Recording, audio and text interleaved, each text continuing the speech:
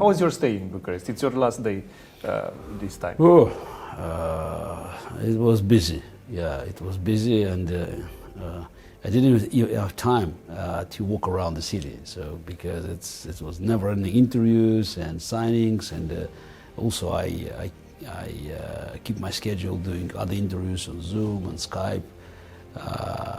And I have to say that chess was a relatively small part of these activities, because now with these tragic events unfolding in Ukraine, everybody wanted to know about this war and about the future, so what to expect.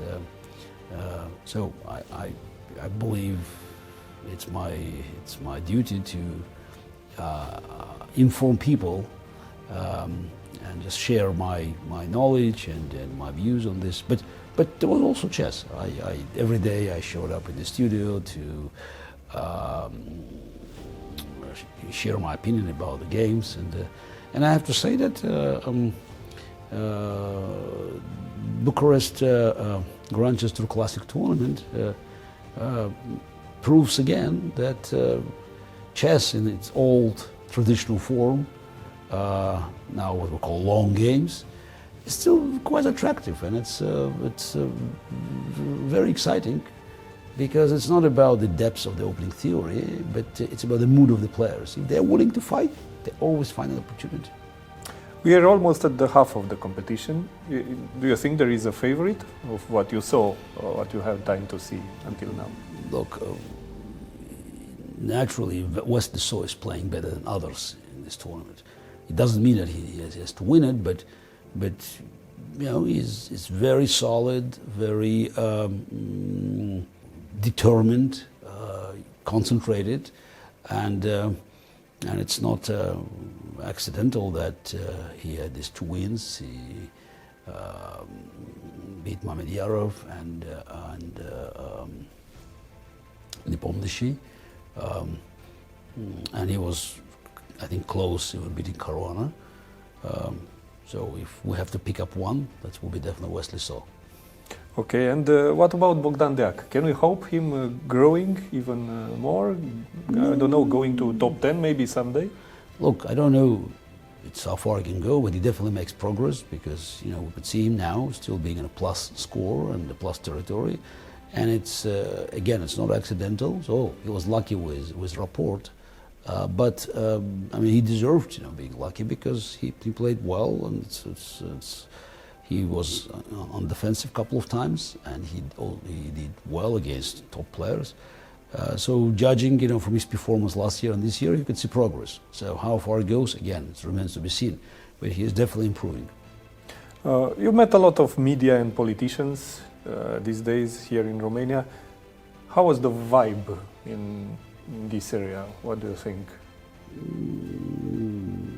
It's no surprises. Romania always had a very strong stand against Russian imperialism, and you had very few dissenting voices, pro-Putin voices here. And now, of course, the government and officials, they are fully on the side of Ukraine, and Romania is playing a very important role of helping to ease the humanitarian crisis, and also to, you know, organize the logistics of supplying Ukraine with all Ukraine needs, and Ukraine needs everything now. What do you like most about Romanian people? Because now you know a lot of them, and some very good. Again, I always feel comfortable in Bucharest, so I wish I could have opportunities to travel across the country, and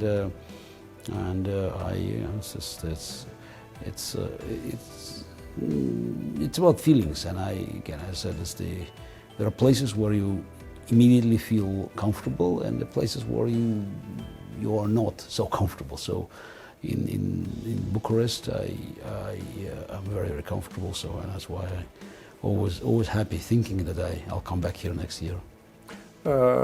There are 2 years of pandemic. How was it for you? What did you learn from this period? Look, that was not the best period of my life, but we all had challenging times. I spent 3 months in lockdown in New York with my family, then 10 months in Croatia. It was far more comfortable living in our summer house at the seaside rather than being locked in New York. But for me, pandemics also marked a tragic event in my life. My mother succumbed to COVID and died on Christmas Day in Moscow in 2020. So that's why pandemic had a big scar in my life and my memory. But pandemics also, this kind of test also makes us tougher. So it's if it doesn't ruin you, it makes you stronger. So I think it's a lesson for everybody that we have to be prepared for unexpected, and we can't live risk-averse lives. So it's there's always a potential danger, and we need to keep improving our science, our lives. So I think challenges like pandemics and the ongoing war in Ukraine, those are reminders that we still have plenty of work to do to make our future brighter. How hard it is for you to not be able to visit your home country now? Look, I'd rather visit it than not, but it's out of question as long as Putin stays in power. I wish I could be there with my mother, but I had no other choice but to stay away, and I believe I will come back because Putin is not there forever, and this war probably is making his stay in power even shorter.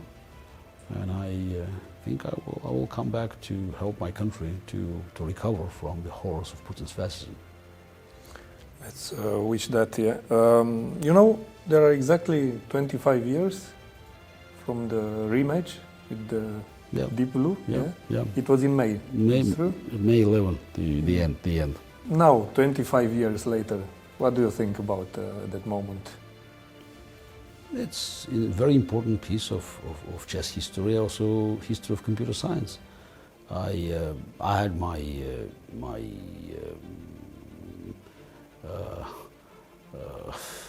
complaints 25 years ago, and in my book Deep Thinking I described them, and I still believe that there were certain irregularities in the match, but it doesn't matter now because it was a big milestone for computer science, and for me it was also a moment of revelation. I realized that even though at the time I felt that I was at least as good as a machine, probably even better, and I played a few more matches afterwards with less publicized matches. But I started thinking about the future cooperation with computers. So it's I think these events like that one, they're necessary for us to have a better idea about the future, and so how we can cope with technological progress and finding our right place to make it work for us, not to be detrimental to our interest. It's strange how people remember, that at the end you lost that match, but it was a rematch after you won, actually, 1 year earlier. And even that match was very close. It was decided in the last... Yes, but it's a myth that Deep Blue was all powerful. It was programmed. It was the strongest machine at the time, but now if you have your chess app on your mobile device, is at least as good as Deep Blue, and of course any chess engine on your laptop is much stronger. So it was sensational at the time, and again it was a milestone for computer science. I heard from many prominent scientists that for them this match was a turning point. So many future scientists decided to join this computer science programs after the match. And again, I was angry 25 years ago, and now I'm very pleased that I was a part of this very important experiment. And I don't think it's a curse anymore. It's actually a blessing that I was part of that, and I had many at my lectures and my articles, and I always, remind people about the lessons that we could learn from our defeats. Yeah, Moore's law says that technology doubles every year. Yeah. In 25 years since that moment, 5 years since your book was published, Deep Thinking was published. Did technology evolve much after the book was published? The artificial intelligence is still going that way? Look, you said in the book? The law is a law. I'm not here to deny it, but the law talks about the speed, the power of the computer, not about the quality of its decisions. And machines are getting faster and more sophisticated, but there's still limitations that are cannot be revoked by the Moore's law. It's about machines' ability to deal with very human factors like creativity and intuition, and it's a long story, and I explain it in my book, and I keep sharing my views and knowledge with all interested parties. But even with this phenomenal machine power that is available for us now, I don't think there's any danger for human role in the process of this decision making. It's in the combination of human plus machine, we have our indispensable role that cannot be removed even by the most powerful computers. What gives you hope for the future? I'm an incorrigible optimist by nature.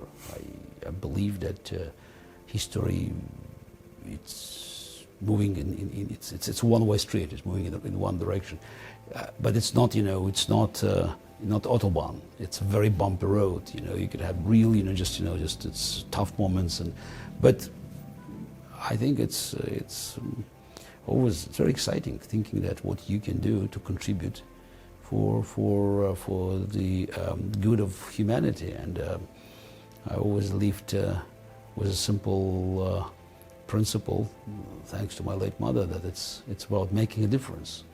And I think now I'm making a considerable amount of difference, helping people to move in the right direction. How does a perfect day in your life look like? Without interviews, probably, but except that. Perfect day. It's something from the fantasy books, because there's always things that that interfere in your life. But I would say this perfect day is actually it's a family. It's a family vacation, because that's where I could enjoy being with my kids and just do whatever. So watch a movie with them, or if it's summer, go to the beach and have just a light food somewhere. So and talk. My daughter is 15 and a half. My son is 6, turning 7 in July. So this is something that makes me feel really comfortable. But I live life that is very often makes decision about my schedule. So and I have to follow, because I have many duties and obligations, and family time has the best reward for all my activities. Do your kids play chess or? No, I have 4 kids, all the kids, and 2 kids that I live with now with my wife, and they know how to play, but none of them had any interest. But if we believe the laws of genetics, I have to watch their kids. Exactly. Do you have any advice for parents whose kids play chess? Because we had an interesting experience in the National Junior Championship in Romania, where parents come there and put a lot of pressure on the kids. Look, every parent has his or her responsibility for their children. So some of them are just, very strict. Again, it's their style. I'm not here to interfere with their system of dealing with their kids. Doesn't mean just being pushy for chess. We can have this kind of attitude towards kids who are doing math or music or whatever, and sport. We just have to remember that there's always responsibility, and it's being too aggressive could backfire. So it's always about the balance. So you don't want to spoil them, but you don't want to be too harsh. But I think it's very trivial. So some parents they firmly believe that they have to push really far, and while running Kasparov Chess Foundation programs for rising stars for nearly 2 decades, so I met different parents, and I know that sometimes being too aggressive and too protective, it's not the best contribution for the success of your kid. Is there something missing in your life right now, do you feel? No, right now, as of now, so I feel I'm fine. I just, it's 2 years ago I would have said that, I wish I could spend more time with my mother, but right now it's out of question, and so I feel very much, on being the right man in the right place, and I